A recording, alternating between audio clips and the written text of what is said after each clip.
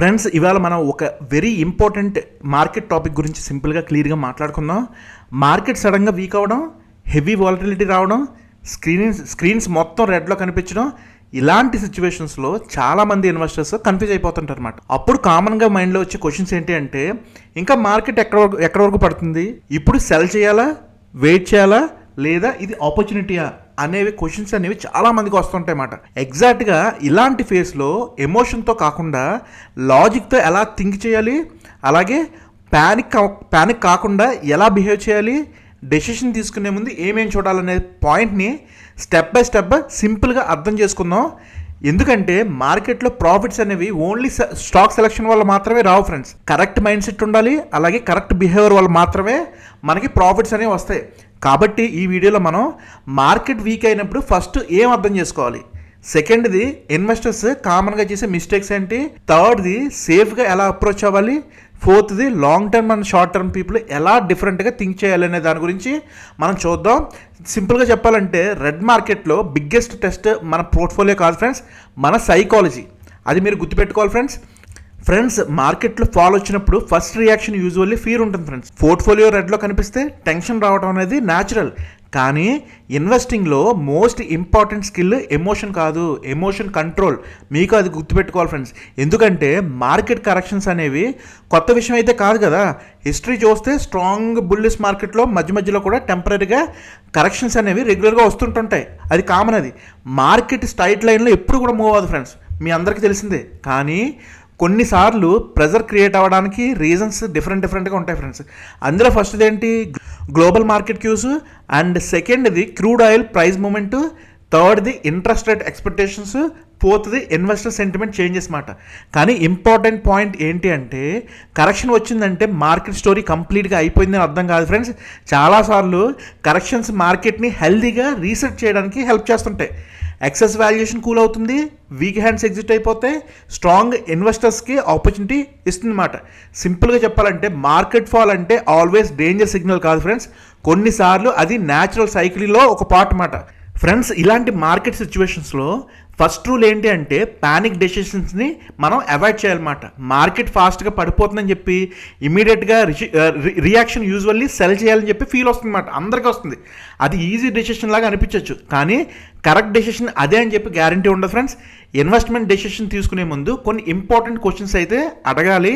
అందులో ఫస్ట్ ఏంటి, మీ దగ్గర ఉన్న కంపెనీ బిజినెస్ స్ట్రాంగ్గా ఉందా లేదా, సెకండ్ది ఎర్నింగ్ క్యాపబిలిటీ స్టేబుల్గా ఉందా లేదా, థర్డ్ది మేనేజ్మెంట్ రిలయబుల్గా ఉందా లేదా, ఫోర్త్ది సెక్టర్ డిమాండ్ లాంగ్ టర్మ్లో స్ట్రాంగ్గా ఉందా లేదా. ఈ క్వశ్చన్స్కి ఆన్సర్స్ పాజిటివ్గా ఉంటే షార్ట్ టర్మ్ ప్రైస్ మూవ్మెంట్ వల్ల ప్యానిక్ అవ్వాల్సిన అవసరం అయితే ఉండదు ఫ్రెండ్స్. ఎందుకంటే మార్కెట్లో ప్రైస్ టెంపరీగా పడిపోవచ్చు, కానీ బిజినెస్ స్ట్రెంత్ ఇంటాక్ట్ ఉంటే లాంగ్ టర్మ్ ఇన్వెస్టర్ అప్రోచ్ కూడా స్టేబుల్గా ఉండాలి ఫ్రెండ్స్. సింపుల్గా చెప్పాలంటే మార్కెట్ వాలటిలిటీ అనేది temporary friends, business fundamentals important మనకి. అలాగే ఫ్రెండ్స్, ఇంకొక వెరీ ఇంపార్టెంట్ పాయింట్ ఏంటి అంటే క్వాలిటీ మీద ఫోకస్ మెయింటైన్ చేయడం అన్నమాట.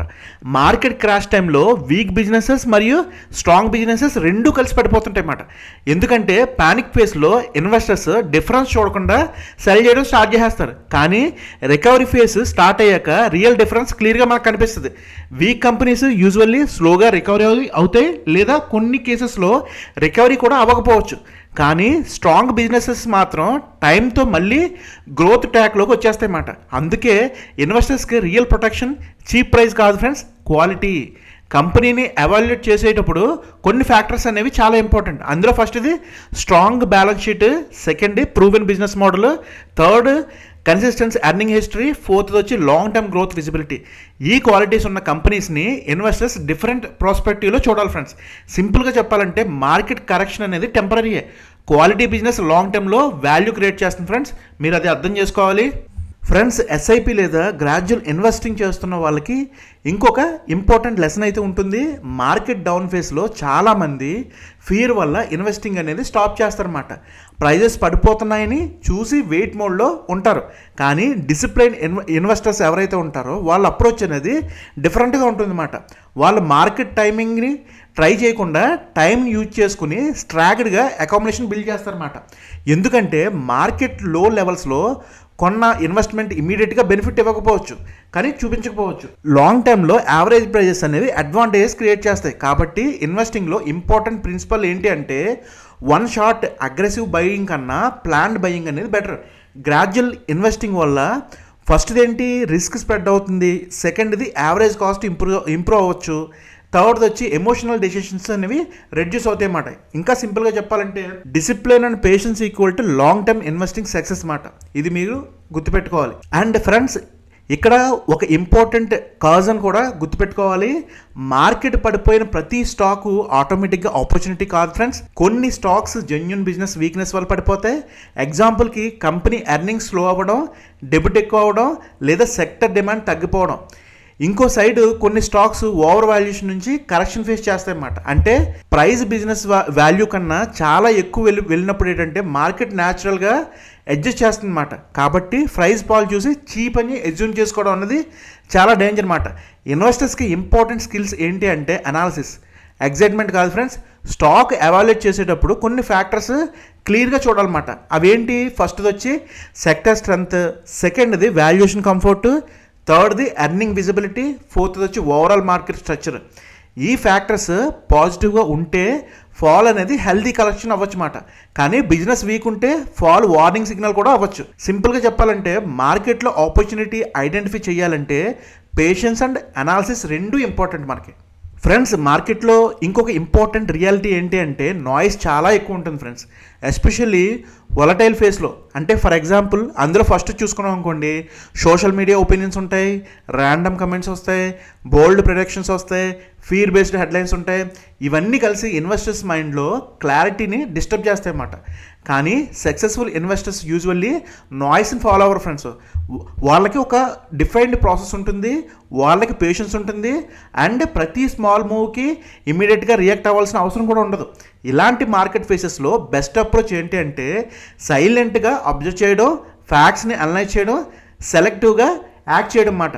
అంటే ఎవ్రీ హెడ్లైన్ చూసి ప్యానిక్ అవ్వకుండా, ఎవ్రీ సోషల్ మీడియా ఒపీనియన్ని నిజమైన నమ్మకుండా ఓన్ ప్రాసెస్ ఫాలో చేయడం అన్నమాట. సింపుల్గా చెప్పాలంటే మార్కెట్లో ఇన్ఫర్మేషన్ చాలా ఉంటుంది, కానీ యూజ్ఫుల్ ఇన్ఫర్మేషన్ మాత్రమే చూజ్ చేయడం సక్సెస్ఫుల్ ఇన్వెస్టర్ స్కిల్ మాట. మీరు అది అర్థం చేసుకోవాలి ఫ్రెండ్స్. నిజం చెప్పాలంటే వాలటిలిటీని ఫుల్ నెగిటివ్గా చూడాల్సిన అవసరం అయితే లేదు ఫ్రెండ్స్. ఎందుకంటే మార్కెట్ కరెక్షన్ వచ్చినప్పుడు అది మన పోర్ట్ఫోలియోని రివ్యూ చేయడానికి ఒక వాల్యుబుల్ ఛాన్స్ ఇస్తుంది అన్నమాట.